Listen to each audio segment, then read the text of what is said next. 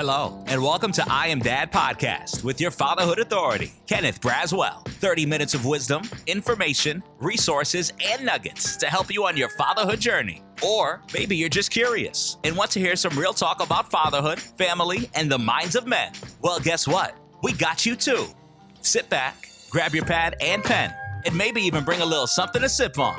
Enjoy 30 straight minutes of fatherhood, family, and fun with the Fatherhood Authority, Kenneth Braswell. Welcome to another inspiring episode of the I Am Dad podcast. Today we are honored to have with us a distinguished guest, Ron Walker.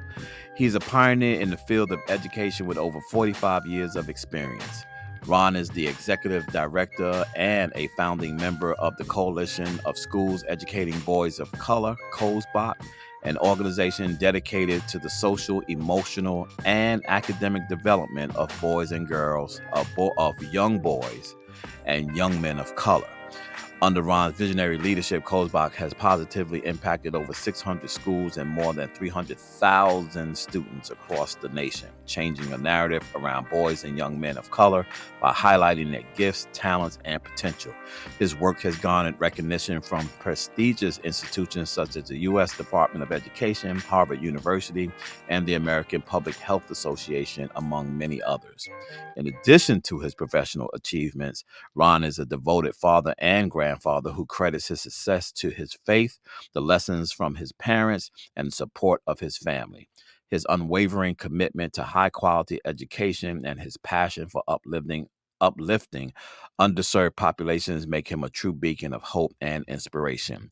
We are excited to delve into Ron's journey, his insights on fatherhood, and his impactful work with COSEBOC. Please join us and welcome one of my good friends, Mr. Ron Walker. Goodness, brother, how you doing? I'm doing great, Kenny. Glad to be here. Glad to be talking with you, and I salute you as much as you talked in my bio. I'm sure yours is just as impressive, man. So I appreciate you. Man, I'm trying to cut mine down to 2 lines, man. People be reading my bio. I'm like, stop it already. It's enough. I get it. Man, listen, I every time I mention your name, particularly to my wife, she always goes, "The guy in Boston?" I'm like, what guy in Boston? She says, "The guy that we went and you went to speak at his church." I was like, "You remember that?" And she was like, "Yeah." She goes, he was one of the first people who asked you to come out and actually speak." I said, yes, and I have never forgotten that. I was like, that brother was all the way in, Boston, outside of Boston. In fact, he had to literally pass Boston to get to That's where right. he was. That's right. But speaking of, my wife has never forgotten that experience coming up there. So she said to tell you hi And when I send was me my thanks and appreciation as well. and so we start our podcast, in a particular way every week because I think it lends, perspective to the individual I'm speaking to before we really get into the meat and potatoes of what we're going to talk about. Ron, tell me your daddy's story. My daddy's story. My father's name was Solomon Walker. He was born in the Jim Crow South, South Carolina, in 1915, and he was without. His father was killed as he was growing up. And he didn't have too much other family around him at the time. He had some aunts, whatnot. But long story short, Solomon Walker, at a young age, left South Carolina to go to live with a cousin in Philadelphia. So he made that trek. Now, here's the other thing about it, and this is why it was so important to me to really have an opportunity whenever I can to talk about Solomon Walker. He had no education, couldn't read, couldn't write. He used to joke that he tried to go to school 2 days when he was down in South Carolina. He said the first day he was late. The school was about 10 miles away to walk, back in those days, no buses. So he went and first day and he was late. Teacher said, go back home. He said he tried again the second day and it was closed for a holiday. Now, I don't know whether he was telling the truth or just kidding me, but that was just his ongoing story. But however, although he had no formal education, he would readily say, he said, son, I'm illiterate, but I'm not ignorant. And that used to stay in my mind in terms of what he used to teach me to his wisdoms, because he was very smart. He was a people-centered person. And when he made his way to Philadelphia, he eventually got connected with a construction company. and became a labor foreman. Hmm. Now, a man who couldn't read or write leading other men, just that by itself was saying something about his character. And so he worked in the construction industry for many years, worked hard. But the other side of my father too, which I'm acknowledging, he was a number writer. And so while he went construction working during the day, right, he would get up crack of dawn, go to work, and with the construction clothes on, come back home about 5 o'clock, have dinner, and then he'd go upstairs, take a bath, and then put on the suit. He would become suited and booted and would go and do the numbers. For those who don't know, that was the first lottery. And so, but he was a provider and he was also a Christian. He went to church. And he, the final thing I'll say about him, because, I wrote a book about him called Solomon's Plan, The Gift of Education from a Father to a Son. So he asked me one day, he said, son, you want to go to college? He said, I didn't have any education. Would you like to go to college? I said, Dad, I sure would. Absolutely. I was about 16 years old. So he said, well, the only thing I can do, because, we don't have the money straight out, you're going to have to come out here on this construction job with me and, work, and I'll tell you where to work and how to work and so forth. In the back of my mind, I said, oh, man, I don't want to do this, because it was in the summertime. It was the time for me to play ball with my friends and so forth. Hmm. So I started work at 15, and he was really connected with the union, labor union. And so he would place me or assign me with some friends of his who was a carpenter or cement mason. He said, all you got to do, son, whatever they tell you to do, you just follow the instructions. And by all means, don't stand idly by.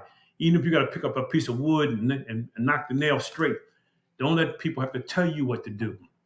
See Hmm. what you need to do. So long story short, I paid my way through college, left with no debt. And eventually I said to my dad, Dad, I'm slow, but I'm not stupid. I finally understand why you did what you did. You had a plan for me. And that plan for me was to understand what I didn't want to do. But the education would be my pathway to what I could do. So that was the life of Solomon. And, I love him. He's been gone for about almost 20 years now, a little bit over 20 years. But he was a man about town. People liked him, personality, Solomon Walker. Yeah, I love to hear, those stories. And I often talk to, brothers in our space who have had a very fulfilling relationship with their fathers. And I remember me and James Worthy talks about this a lot. And there's some couple other brothers, including David Miller, Dr. David Miller now, um, who struggled in the beginning in this space around fatherhood because they felt like they didn't have a father absent narrative, that was the narrative that drove the fatherhood conversation. And I remember telling James, I was like, to be honest with you, bro, your story is more important than my story.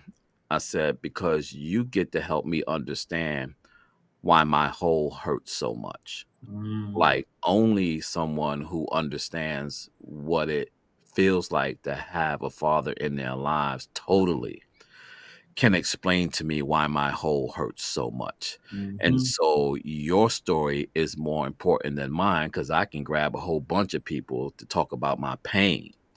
But to mm, hear somebody explain to me that, yo, this is why that hurts so much, because when I asked them the question, can you think for a moment not having your father in your life? What's that answer? yeah, yeah.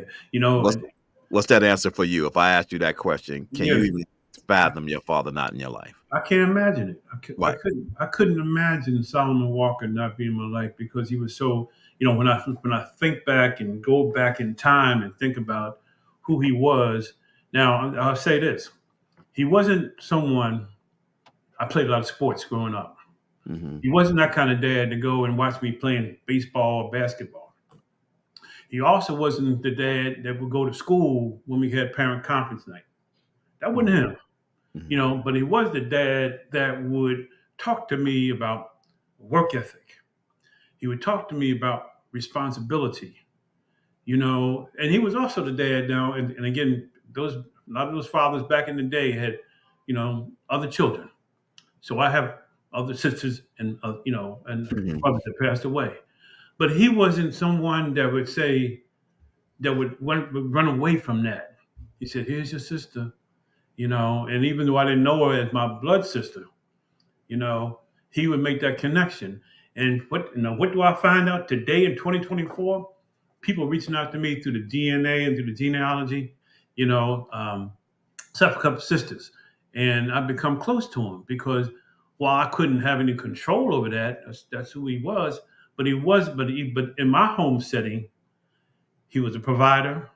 He was a disciplinarian. He was also somebody who understood, the power of faith, and he gave it to me. So he wasn't perfect, Mhm. but he was somebody that was central to who I am today. And I never forget that, and I always honor that his presence in my life. Wow. And so then you take this journey into becoming an educator, a Hmm. teacher of all things, right? One of these professions that we've lost the romanticism of the importance of being a teacher in our community. Many people are attaching the profession to the amount of money that they make. I don't know any teacher that I've ever met who said they wanted to be a teacher spoke about the salary first. It was always about something else. What was that for you? What made you want to be a teacher?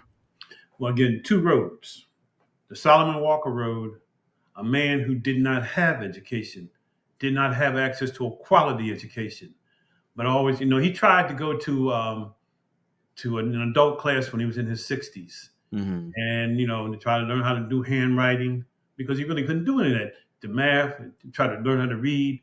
So that impressed me. Here he was, in his 60s trying to get something.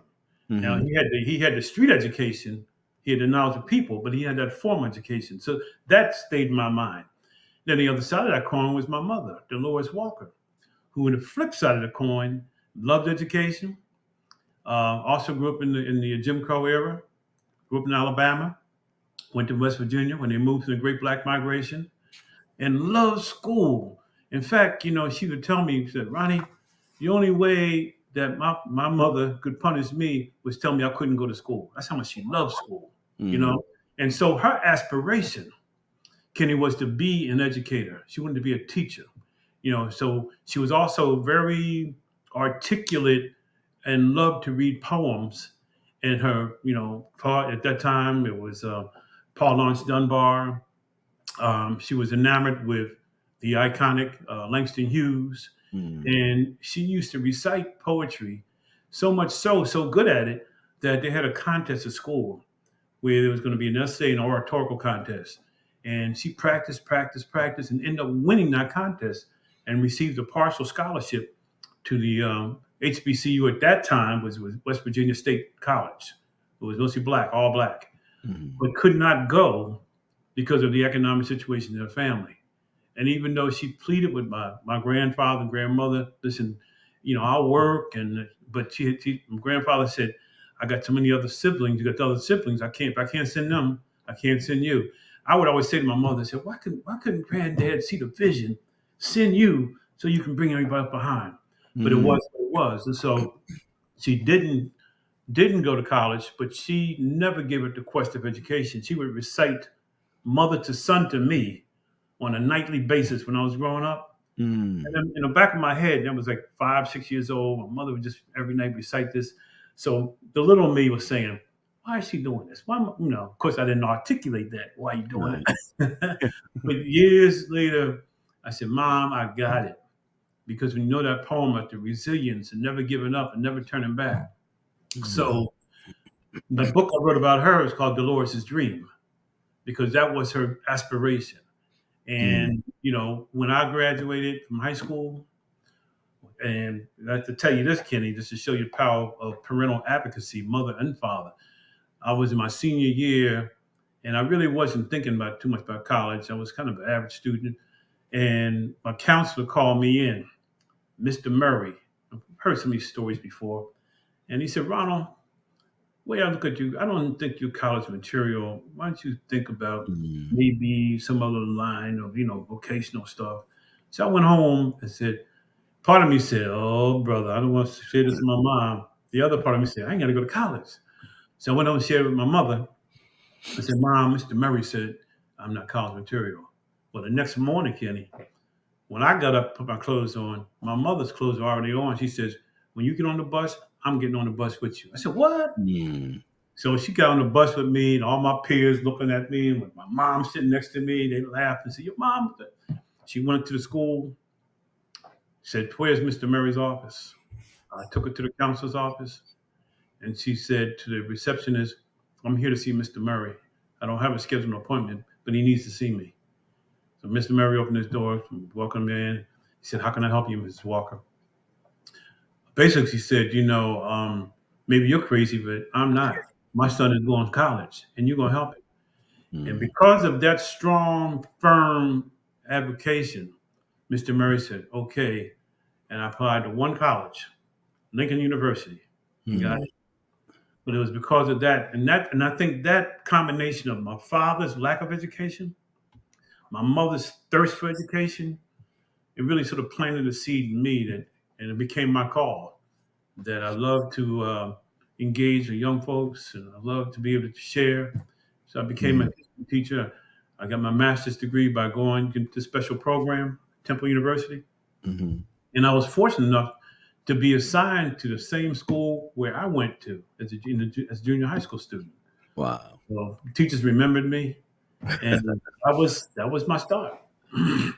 That was the culture, back then. I was having a conversation with someone not too long ago. I was talking about my uncle. So when I was growing up in New York City, every summer I was shipped down to North Carolina, to work on my uncle's farm from, I believe, probably 7 years old to 13 years Mhm. old. Every summer, Greyhound bus. Soon as school was out, on the bus, headed to Rocky Mount, North Carolina.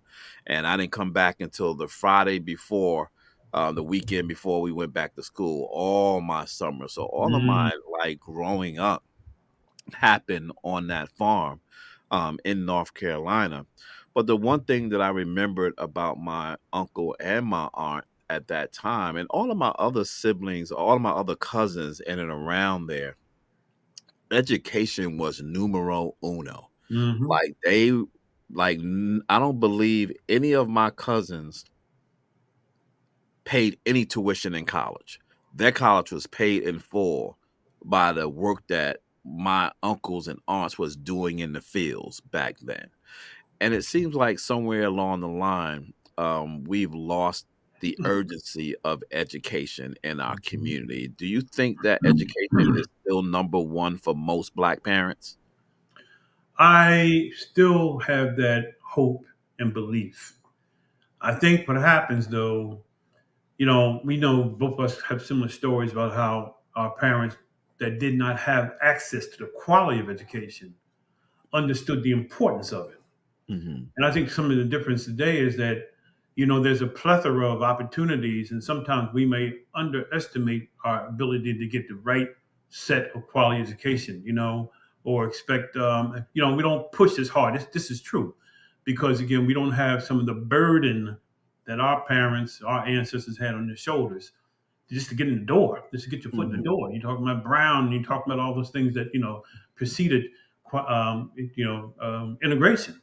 Hmm. So I think the thing that we have to do, and the thing that I've always tried to do when I was a teacher and a principal, was to say to parents, this enterprise of educating your son or daughter is not just mine, Hmm. and what I would invoke, particularly when I was a principal, I would say to my parents, when you come to family parent night and you meet your teacher, make sure you ask them this one central question. And Mr. Walker's giving this question to you.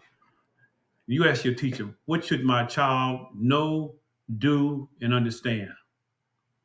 And if they look at you like you're crazy, you come back and tell me. Hmm. Because this is not a drill and kill. Knowledge, understanding, and application. I want your son or daughter to be discerning about what they learn.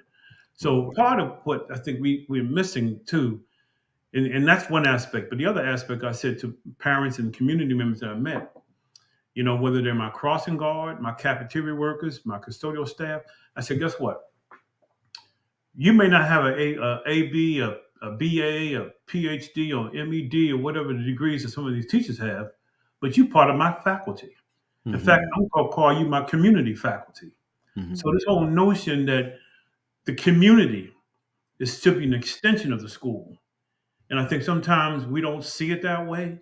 Mm-hmm. Because there's learning going on in every part of the community. Whether it's good learning or right learning is a question. Mm-hmm. But I believe that if we empowered powers that be, empowered community members to be quote unquote community faculty members, and they're charged whether you're in the barbershop. Now, Kenny, because I know when you went to barbershop like me, there was somebody talking in your ear. Mm-hmm.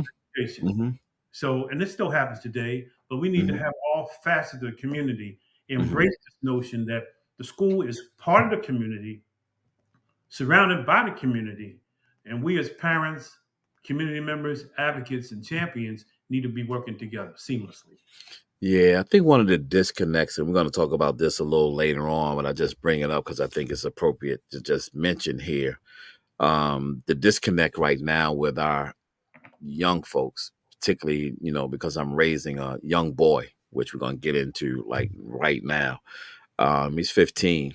And so, when I'm talking to him, I can see this kind of level of frustration. But I think where you and I were growing up is we understood that information from our elders weren't just information, that it was also wisdom.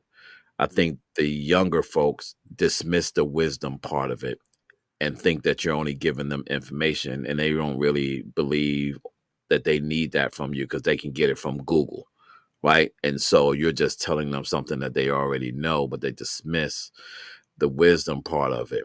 There's an African proverb that says, as long as the um, Right. hunter Yep. is writing the story of the lion will never be told. Hmm. You started COSEBOC,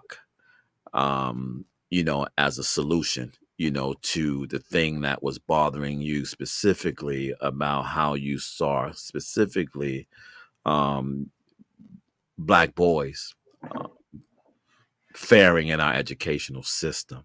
Talk to me about your walk into that and what was the final straw that kind of moved you a little bit from the professional space, which is being a principal and kind of overseeing education, to really beginning to do something that would have an impact on the systemic nature of education. Happy to do so. I enjoyed being a principal. I enjoyed being a teacher. But one day while I was sitting in the principal's office, and I can tell you the exact year, 1986, Mm, I received, the principal will get mail. So the secretary put mail in.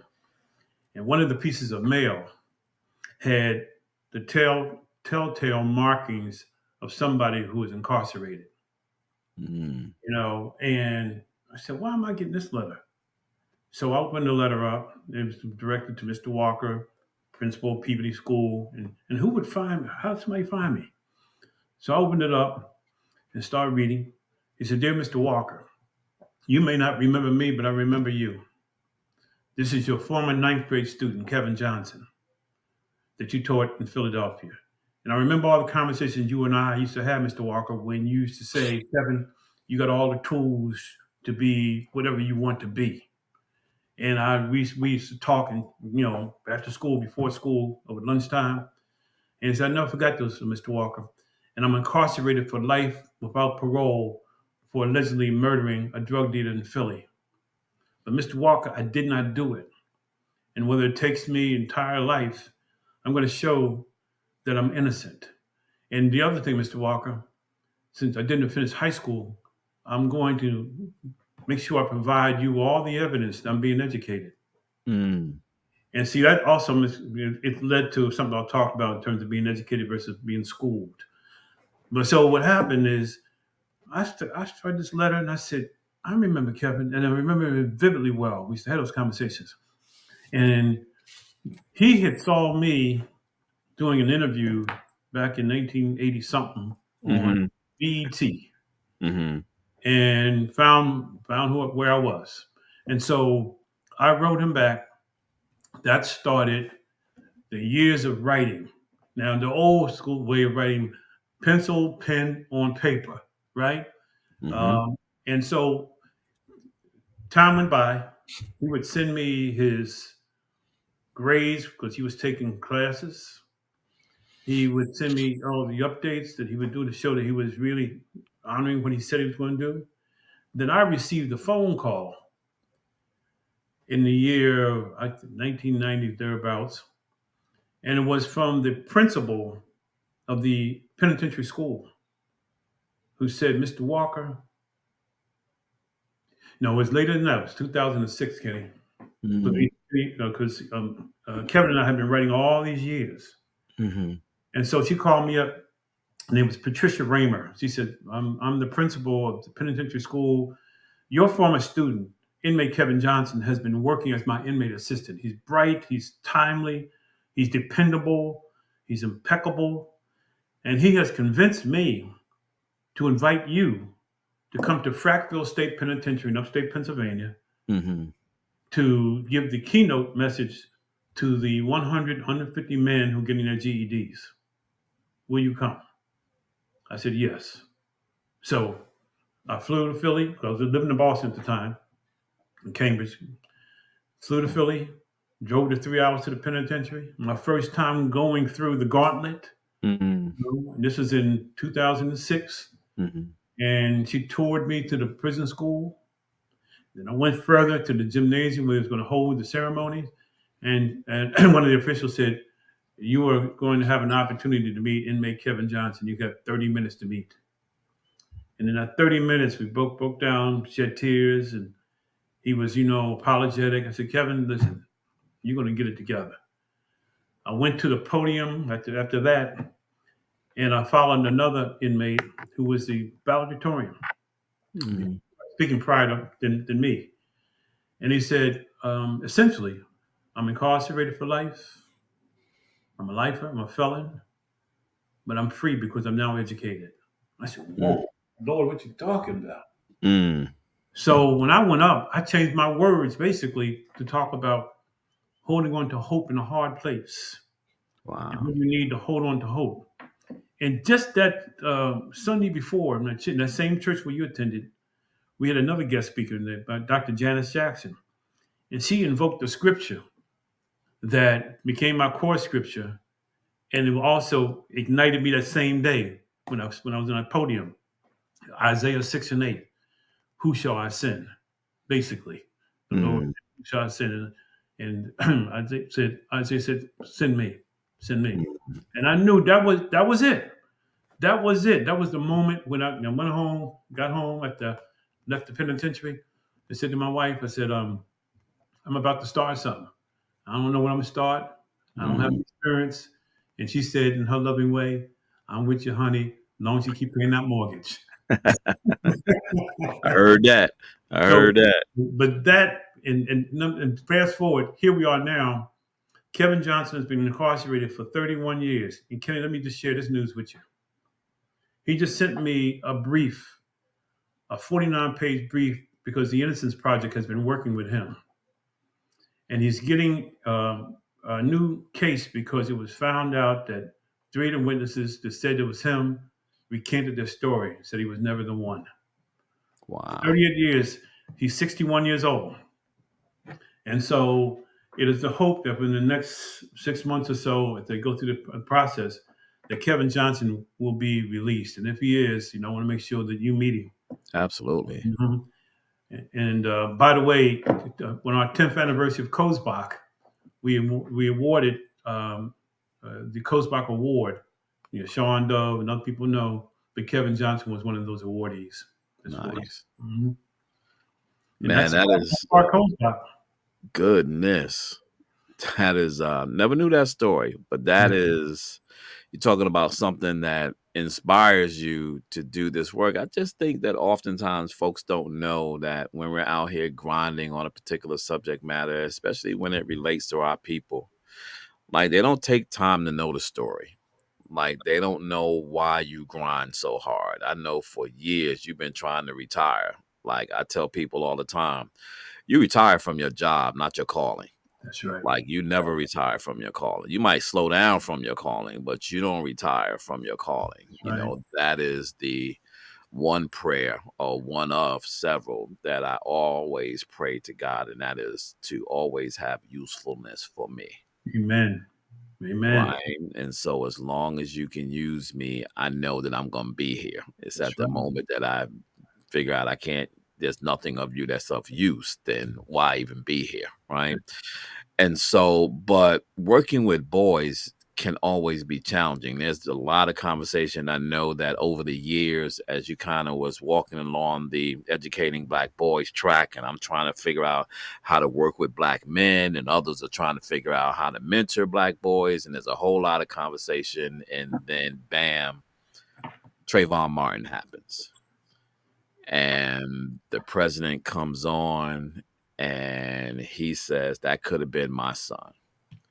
And I think there are so many groups that came out of that particular speech that understood what he was talking about Mhm. and took a serious nature. I think that there's been 3 times that that has happened in the life of black people in this country. I think it happened when Martin Luther King was assassinated. Mhm.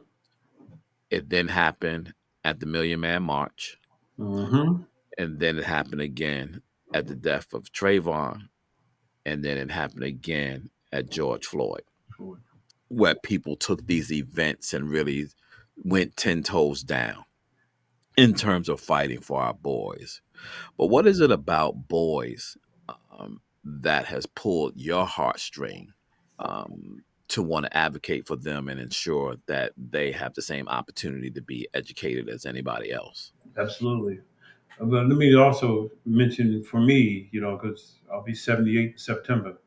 The other boy was Emmett Till for Yeah. me, because when I saw Emmett Till in the Jet magazine, I was at my grandmother's house and I saw that image, and I asked my grandmother, I said, "What happened to that? What happened to him? Because he didn't even look like a boy in Mm, the image." And my grandmother and mother said, supposedly he did something he wasn't supposed to do. And I said to myself, and I swore, I said, I don't never want to go to Mississippi. But see, the mm, Lord, like you said, the Lord works in mysterious ways. So when I became 19, I was 9 at the time when I saw that photo of Emmett Till.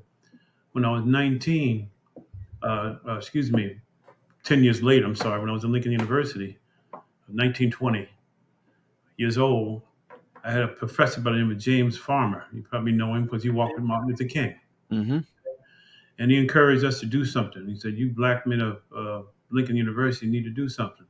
I just came back from Mississippi. I said, "I don't want to go to Mississippi." But what happened? The Lord said, "We're gonna have a little contest." My fraternity drew straws, and short straws would go or whatever. I was one mm, of the ones. There was 5 of us. In 1967, we was in Belzoni, Mississippi, giving up food, seeing black boys on the Delta not going to school. So this whole notion of being a black boy was planted early. There's mhm, something happening here. And then of course all these ones that you described, including Kevin Johnson, it's always something's happened to black boys. mm, Um, and so what moved me is that there's got to be something that COSEBOC could do to provide some salve, some support, some understanding. And as I say in our mission statement, and I got this, I asked the venerable brother Edmund Gordon, I think you know him mm, now, 102 years old. He was using the term affirmative development. I said, mhm, Dr. Gordon, I said, I'll give you attribution, but can I use that term? He said, go ahead. And mhm, so our mission statement is the affirmative, social, and emotional, cultural, and academic development of boys, young men of color. Because we mhm, want to cover all those spaces: social, emotional, cultural, academic. You're probably going to add more, physical and so forth. mhm, But we talked about doing something that we believed in 2007, 2008, when we got kicked in it, would focus on all these issues. And so it led us to do things like the National Gathering of Leaders that we hosted over the years to bring together the best minds to talk about solutions. But what we also did was bring in young men Mhm. because we said we didn't want to just make this a talking head amongst the adults. We're going to bring some young men so that they can give us their voice. And every one of those gatherings we gave had a theme. Like, for example, boys and young men of color, young, gifted, and black. Boys, young, gifted, and intelligent. Boys, young men of color, innovative creators and game changers. We'd always tag it to something. And Mhm. then, as David Miller and you and Sean would know, we would have this grand processional of young men, wherever our space was, that was led by the drummers, African drummers, followed by the elders, then followed by the 100, 102, 105, 110, 120 young men from around the country Mhm. who would give us their reactions to the theme. So they would talk to the adults about what they needed, what support Mhm. they needed. So it just, and what that led also to, Kenny, was the development of a rite of passage program that we Mhm. first kicked off in Philadelphia in the year 2010, where we were asked by the superintendent to work with those young brothers who were being kicked out of school, being suspended, but had the potential of here. And Mhm. so we created a rite of passage program that guided them through the passages. Mhm. Now, since that time, we have moved to another notch, and you can see what's going on with what David's doing in Baltimore and what Chris Chapman is doing. But we did this a few years ago called Drum, Developing Rituals, Understanding Manhood, and to the point of having men go through their rite of passage Mhm. because a traumatized man can't help a traumatized young man. Absolutely. And if Right. you are not able to reveal your trauma, you Mhm. cannot help that young brother's going through his. So Mhm. the drum program started during COVID, and then now it's in person. But we've got two amazing brothers, Brother Timothy Jones, because who works in the hip hop space, and Brother Kamal Patel, who's been working with me for 13 years in the rite of passage. And so we kind of couple those two genres together, and it's been very successful. Mm. When you think about boys today, what has overcome you as being possibly their top two challenges? Well, I think one of the challenges, and I wear a hat. We all wear many hats, but the hat that I have monogram that I wear a lot is um, I'm educated, not schooled. Mm. And I ran into a young brother standing outside the Publix, and he played football for Grayson. He was, wanting to get some money to for the team. And so in the conversation, I said, "Well, brother, young brother, I asked him about who he is, his name. He told me, and so forth. He had 5 interceptions last year, and I said, what do you think this hat means, being educated in the school?" He said, "Well, I think one of it means not being able to use your critical thinking, and other just being told what to do." I said, "Yeah, you want it." But I think for our young brothers, the issues today are, being accepted, belonging. But as you heard on the news today, probably like I did, when you have two more being shot, and they're getting younger and younger, the scourge of gun violence, on top of what's going on in terms of the political realm, there's a lot that these young brothers may be fearful of, as they start to go and grow towards manhood.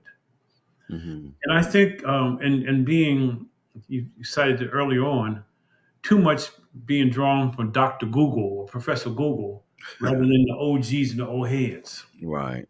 and we must not. I mean, in fact, I'm going to be writing a piece titled "What I Remember from the OGs." Now I'm one, right? Mm. Because I think we got to keep on circling around these brothers, saying that that path may be fraught with all kinds of landmines, but I'm going to show you the way how to get around them. Mhm. And we got to be consistent and persistent and relentless about it, because again, it's too much that's drawing them away from that circle, that village that we always talk about. I mean, Susan Taylor always said the village is burning. Well, you Mm. know we can see that, but we can put that fire out, I believe. Right. And it's interesting because, as you talk about what's happening, particularly with our younger boys, right? Because one of the things that they deal with now that you and I never had to deal with so much is the instantaneous factor of media, right? Through Hmm. social media and how quickly news moves, how fast it moves. And to be honest, who becomes influencers and why? Like, who are the narratives? I know that, when we were growing up, one of the things I often say when it comes to education, particularly girls did it too, but it was more a boy thing. You come from Boston, and I'm in New York, so you and I both understand five percenters. And we know that the major thing with five percenters were the number one major thing with five percenters was knowledge. Hmm. And they read everything. And they used to have these things on the corner called ciphers. And a bunch of brothers would circle on a corner and they would be quoting something from Naim Akbar or Jawanza Kunjufu or Hakeem Adabudi or Dr. Bell, or there would be brothers on the corner that would be like on page 332, the Hmm. Dr. Ben Johannan says XYZ, or the woman is escaping me now. I can't think of her name. Mickey Giovanni. No, not Nikki. It'll come to me. It'll come to me in a minute. I could see her face as clear as day. There was Adelaide Sanford, Mhm. Yep. and there's others. But these brothers knew their work. They knew everything about these people. And somewhere along the line, we have not embrace or at least continue this thirst for for self-knowledge, particularly about us as black people. Who is ultimately responsible for ensuring that not only our children are educated in the ways that they need to be educated to survive in this society, but knowing oneself from a cultural heritage perspective and being unapologetic in wanting to do that and then making it happen without saying that it shouldn't matter. It should matter or it shouldn't matter. And you can explain to me if it should matter or why it should matter. That they won't teach Black history in schools. Because my belief is Black history should be taught at home and you bring it to school and you make Black history alive, right? And if you do it, because if you look at other cultures, that's why you don't see other cultures taught in school. There's no necessity for that. It's taught at home and they bring their culture into the school. But who is responsible for changing that trajectory with respect to how our Gen Zers and these new Alpha Gens take on their culture and make that a part of who they are in their lives and be unapologetic about that? Hmm. Well, I think it's multifaceted in concentric circles. I think the brotherhood and sisterhood of elders Hmm. must have our voices heard with a lot of cacophony than ever before. Now, what that looks like in terms of how we convene, I know Brother Greg Hodge, the Brotherhood of Elders in Oakland, but we need to have a national brotherhood of and sisterhood of elders. Now, we know that the home is where it should be taught, but in order for it to get to the home, it has to be taught in other spaces where people meet and greet. Hmm. It got to be taught in the church. In fact, at my church, the one you visited, I'm doing a 4-part series on Black history, and I'm going deep. And we got youngins and elders around the table. Wow. And I know it won't be a surprise how many elders don't know what they don't know. Mhm. So this deep immersion has to be lifted up as a community undertaking. The elders, so I'm saying the churches, what's the big church in Lithonia? uh, Jamal Bryant. Jamal Bryant, people with the mega and the minor churches. Mhm. Has to be brought into there. And then from there to other spaces where it kind of goes out. The barbershops, always a venue. Something's going to happen there. Whatever a space where we gather, we got to make it the campaign. Because again, with this national push to be anti-woke, which could Mhm. lead to us being totally broke in terms of knowledge of ourselves, Mhm. we got to have these underground strategies Right. that come to the surface, but after a while, they ain't gonna be underground no more, to really show that we will not be denied knowledge of self. Mhm. Because, as we say in COSEBOC, when you know your story, right, you know your power. You know, Mhm. let's develop ultimate.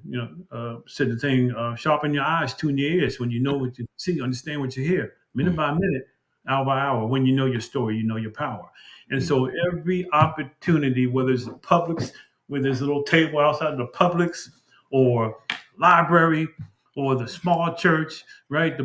Wherever the venue is, where we go to, how can we not understand who we are? Right. Because again, I mean, the saturation in the schools, I mean, and then like you say, once we immerse and inject this knowledge of self in these young folks when they go to school, the hope is that, wait a minute, no, Mr. Braswell, Mr. Walker, no, you got that story wrong.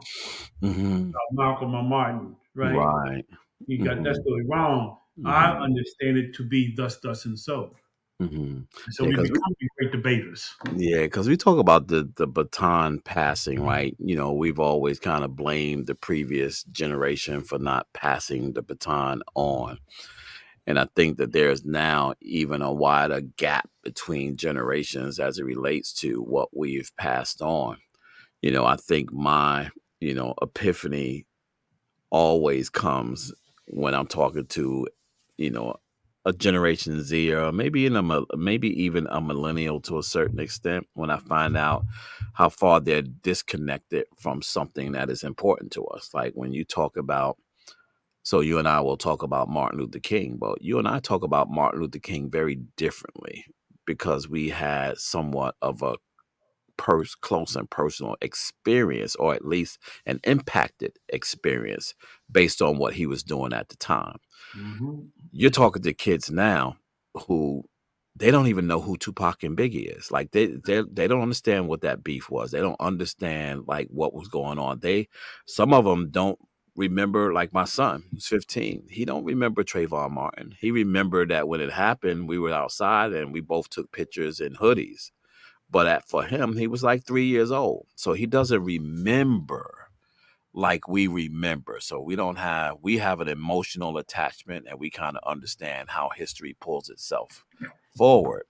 But Hmm. for our younger folks, the difficulty in passing on that emotional attachment seems daunting. Is there a way to be able to do that, or is that inclusive of what you just described, which is we Well, got to be pounding it everywhere?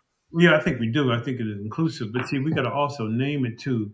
The great divorce has been caused by technology. Now, Hmm. I'm not saying all technology is bad because we know it's in helpful ways. But because, like you said, Kenny, our youth, our young people can go to the phone quickly to find an answer rather than going to grandma and Hmm. answer and saying, "Grandma, share with me that recipe." Well, I can Hmm. go to Google and find that same sweet potato pie recipe. Right. That's the great divorce. And Right. so we've got to reunite the generations, and whether that means something that's planful, like we talk about the Rumble Young Man Rumble, maybe it's Rumble across the generations, but we really got to Mm, do more things that really name this issue, that right. there's a schism because we used to learn it this way from word of mouth, sitting at the seat of the elders. Our young people, because of not their fault, have been given different tools to use that's separating them from that generational wealth, Mm, wisdom. So I just think strongly we've got to find ways to reweave this carpet across the generations. You know, start giving them the alphabet numbers, Z A Y, whatever, and Mhm. saying, we are tied together by history of who we are, where we come from, where we come from, and we got to understand it. We got to know it. It's not going to happen by external forces too. It's going to have to be our community, with those allies. Mhm. I don't see it being anything easy. I mean, I think it's only going to manifold itself as the technology gets that much more sophisticated. Mhm. The other thing too is institutions, right? Because what you have built with COSEBOC is really an institution that should be carried on. And I know that you are diligently looking for something that we all struggle with, including myself, which is succession, like someone to carry the idea forward so that it doesn't cease and someone has to start over again from scratch. How important is it for these young brothers that are out here creating new organizations to do similar works that are being done, around the country, but not thinking about the long run? They're not thinking about the marathon run of the issue that they're trying to deal with. Why is that important for us to begin to start thinking about sustainable organizations? Well, I think it's all connected what we've been talking about this past 15, 20 minutes, that if we don't do it, then you see one and done. I'm Hmm. a success. I made my millions, but where do I pass it to?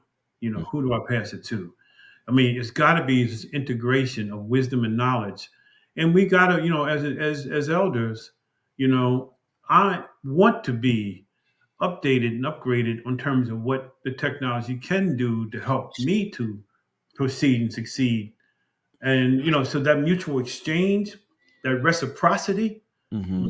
um, I think has got to be the recipe, the reciprocity. Because we you don't want to see something that I'm thinking about. This brother in um, Lithonia, Stonecrest. I don't know his name, but he started Black Wall Street. The whole Oh, Black. okay. Yeah. Hmm. He just recently passed away. Hmm. Now at 80. Now what's going to may possibly happen? Hope it don't. That whole concept that he gave birth to will fade away. Hmm. Until somebody maybe 20 years ago said, "What about a Black Wall Street idea?" Right. See, we got to connecting and reconnecting these dots, and it comes back to how we communicate with one another. I mean, I think it's got to be really an authentic, honest, open communication that say, without us doing this, seeding the ground, fertilizing with this joint wisdom, the elder and the young with common song, right? The energy of the youth is the wisdom of the elders, and let that be the play song back. Hmm. We've got to keep seeding and reseeding and planting because generational, Right. generational wealth in this way. And knowledge of self is generational wealth. And Hmm. right now, too many of us are bankrupt. Hmm. If and I'm not talking about money, but just bankrupt in what we don't have because we haven't invested in it, and we're depending on the systems to invest in us, and they're not going to do it. Absolutely. What keeps you up at night? Because I know how you are, and I know that you're always thinking about the next thing and the thing that's urgent and needs to be done. Like, what is it today? Like, what is that thing that keeps you up at night? It's like, man, I got to find a way to solve this. I gotta put some work into this particular thing or issue. Well, I tell you, obviously, what's going on politically, and knowing that again, without knowledge, too many of us might vote the wrong way. It all Mm, gets back to knowledge. But I think the thing, that keeps me up too, and Brother Anthony Smith and the work he's been doing with Cities United is this increasingly wherever you are, this rise of gun violence mhm, that's affecting and impacting our community mhm, um, day by day, minute by minute, hour by hour. mhm, And when I see 12-year-olds being shot or doing shooting, that's one thing that keeps me up because it circles right back to what we've been talking about. that where we losing, where these gaps being created and exacerbated, oftentimes, many times, is because of a lack of appreciation for who we are, whose we are, and from whence we come. Hmm. That we would see that life doesn't mean too much that we can just take it like that. Right. So again, this whole knitting of the fabric, and one name you mentioned, because I met her when I was at a fellowship program at Yale, Dr. Adelaide Sanford, Hmm. and she said something that I never would forget, and I keep using it over these years, and that's been back in 1979 when I met her, Kenny. Uh, Hmm. that is, remember your community of reference. Remember your community of reference. And that community of reference for us is the motherland. You've been there. Right. Is the neighborhoods that we grew up and remember fondly because there was a fictive kin and there was the OGs and there the wisdoms that we could connect to. And we don't have to, throw that out because of where we are now in this future centric space. We got to keep on figuring ways out to bring together. So it's kind of it's a recursive conversation because without that, then I think we so that keeps me up. How do we re-knit community? How do Mm. we revitalize the sense that what an elder is saying is man worth his weight in all kind of uh, Mm. gold, and where we can get it if you're listening. Hmm. Okay. Tell people what they how they can help COSEBOC, specifically what you need, how they can get in touch with you. Like, how can people really, really help um, you continue to move the work that you're doing forward? What would you give them in terms of advice to A, help you with the work that you've done and continuing that work, but B, just moving the work in and of itself moving forward? Yeah. Well, first go to COSEBOC, www.coseboc.org, and look at the website, see what we're doing. There's a lot of information there, and there's ways we can contact us if schools or communities are interested in some of the things we do. At the same time, Kenny, since I am, to quote the great Sean Dove, borrowing his term, and maybe he got it from the great Alfonso Wyatt, I'm refiring, right? And so, but what that means for me is that we are in a stage of transitioning the organization, as you said earlier, to a nonprofit or a national nonprofit. And I can't reveal the details, but it's looking promising for Mm-hmm. COSEBOC's legacy to continue. Mm-hmm. And so one of the things that folks can do if they go to the website is just, send some salutations, send some that COSEBOC needs to stay. The Mm-hmm. legacy needs to go on, you know, and any donations from COSEBOC can be accepted towards this. But I think I would encourage people to see what we've been doing, to keep us in your prayers because we are getting closer to what I hope will be a great resolution before this year 2024 is out. And then I'll find the other avenue to still do this work because what I'm going to make it do what it do. Yeah, yeah, yeah, yeah, yeah, absolutely. Man, brother, thank you so much for joining me. It is an honor, has been an honor, continues to be an honor working in this battlefield, with you, trying to liberate our people and elevate, our children and strengthen our families and strengthen our communities. This isn't I always tell people the work that we do isn't hard work, it's heart work. Sir. And if your heart ain't in it, step away from the mic, because you're going to hurt somebody, or hurt yourself. Get out of the way and let people who have a heart for what it is we're trying to accomplish, do this work. And you can tell the difference between the two of them. You can tell the difference between somebody who is just in it. Um, and it's hard work for them as opposed to the person who it's clear that this is something that's deep and ingrained in their heart. This is to, as we used to say back in the day, about it, right? That's right. That's right. That's right. No, and I'm glad to be about it because I know you are.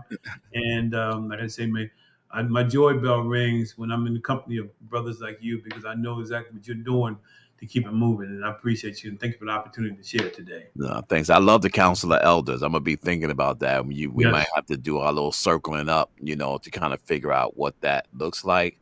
To be honest with you, I know that we had talked a couple of years ago about doing a Rumble Young Man Rumble in Ghana. I think that is where that Council of Circle should start and Mm-hmm. emulate from.